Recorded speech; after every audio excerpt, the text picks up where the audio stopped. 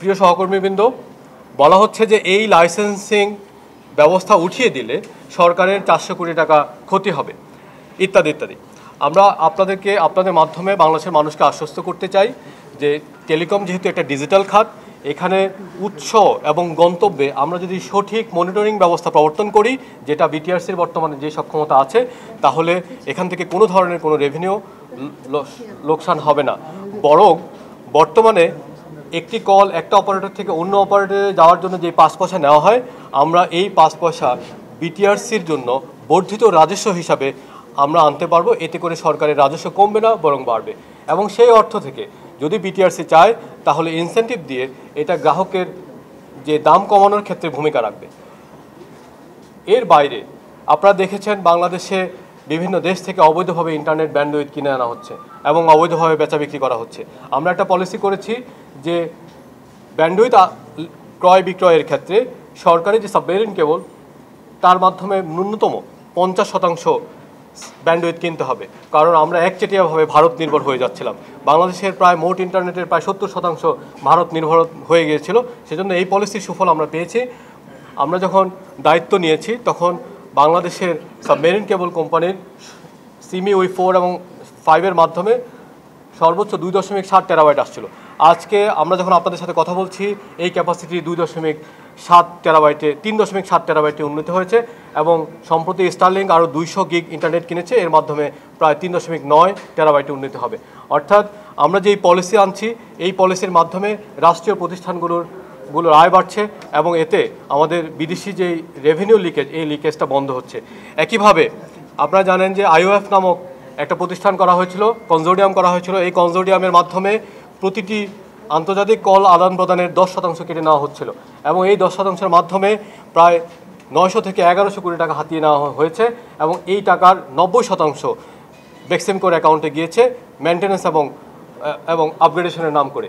অথচ ওই খাতে কোনো ধরনের কোনো মেনটেন্যান্স আপগ্রেডেশন হয়নি এবং এই ধরনের লাইসেন্স বিশ্বের কোথাও নেই। আরএফএল অডিটর, বাঁকা হয় না, ফাঁকা হয় না, আর ভাঙা এক কথায় অসম্ভব।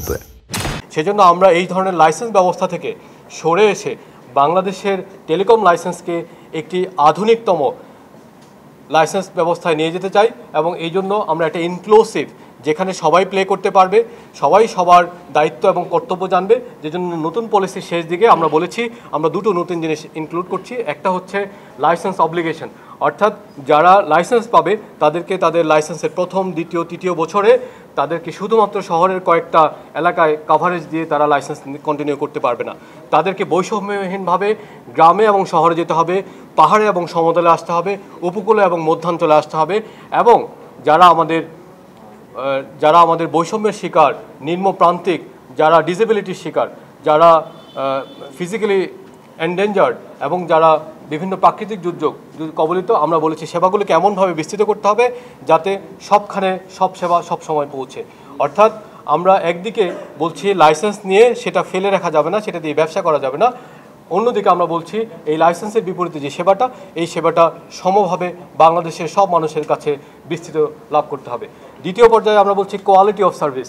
আজকে আপনারা দেখছেন যে একটা ভয়েস কল করতে গেলে একটু পরপর রিকানেকশন হয়, একটা হোয়াটসঅ্যাপ কল করতে গেলে রিকানেকশন হয়। আমরা বলেছি যে এই যে কোয়ালিটি অফ সার্ভিস, এটা আমরা নতুন বিটিআরসির মাধ্যমে আমরা একটা নতুন কেপিআই, কি পারফরমেন্স ইন্ডিকেশন দিব।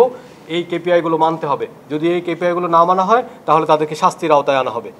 আর যারা এই কেপিআইতে ভালো করে তাদেরকে পুরস্কৃত করা হবে। সম্প্রতি আমরা বাংলাদেশের যে IIG, broadband internet service provider, ISP মালিকদের সাথে বসেছিলাম এবং ওনাদেরকে বোঝানোর চেষ্টা করছি যে আপনারা যে সার্ভিসটা দেন ব্রডব্যান্ডের নামে, এটা আসলে ব্রডব্যান্ড নয়। 5 Mbps-কে ব্রডব্যান্ড বলা যায় না। সেজন্য তারা আমাদের ডাকে সাড়া দিয়ে সম্প্রতি 12 থেকে 15 Mbps ন্যূনতম ইন্টারনেট স্পিড হিসাবে সার্ভিস দেওয়ার ঘোষণা দিয়েছে। আমি আশা করি যে তারা এটা বাস্তবায়ন করবে এবং এটা বাস্তবায়ন করলে দেখা যাবে আমাদের অনেক মানুষ যারা বাইরে ম্যাক্রো নেটওয়ার্কে যারা ভালো সার্ভিস পান না, তারা ইনডোরে এসে ওয়াইফাইয়ের মাধ্যমে ভালো সেবা পাবে। একই সাথে আমরা মোবাইল কোম্পানিকেও অনুরোধ করছি নতুন লাইসেন্সে যে বর্তমানে বাংলাদেশের মাত্র 20% টাওয়ার ফাইবারাইজেশনের আওতায় আছে। আমরা চাচ্ছি আগামী 2 বছরের মধ্যে এটা 80% যাবে। যদি যায়, আমরা যেন যায়, সেজন্য আমরা মোবাইল কোম্পানিগুলোকে কিছু সুবিধা দিয়েছি। একটাকে বহুল প্রচলিত DWDM এবং অ্যাক্সেস টু ফাইবার, অর্থাৎ ডার্ক ফাইবার যাতে তারা ভাড়া নিতে পারে। এতদিন এই সুবিধাগুলোকে বিভিন্ন প্রভাবশালী গোষ্ঠীর কারণে তাদের প্রভাবে বন্ধ করে রাখা হয়েছিল। আমরা এই বিষয়গুলোকে উন্মুক্ত করেছি। অর্থাৎ আমরা চাই ইন্টারনেটকে সহজ করতে, ইন্টারনেট সহজ করতে হলে ফাইবারকে সহজ করতে হবে, এবং ফাইবারকে সহজ করতে গেলে বর্তমানের যে সিন্ডিকেটেড লাইসেন্স রেজিম আছে সেটাকে স্ক্র্যাপ করতে হবে, এবং আপনাদের এবং বাংলাদেশের মানুষের সমর্থন নিয়ে আমরা সেই কাজটাই করে যাচ্ছি।